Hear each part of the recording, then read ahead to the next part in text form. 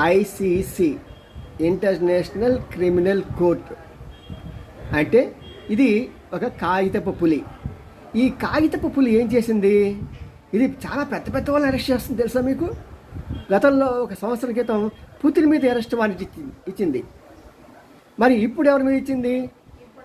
Benjamin Netanyahu మీద arrest warrant ఇచ్చింది. ఆయన ఎక్కడ ఉన్నా సరే మీరు అరెస్ట్ చేయండి అని. ఈ యొక్క ఐసీసీలో 122 దేశాలు సభ్యత్వం కలిగి ఉన్నాయి. ఎప్పుడైతే ఈ కోర్టు తీర్పు ఇస్తుందో ఆ తీర్పు ఇచ్చినప్పుడు వెంటనే ఆ దేశాలకు వచ్చినప్పుడు ఈ అధికారులు వాళ్ళని అరెస్ట్ చేయాలి.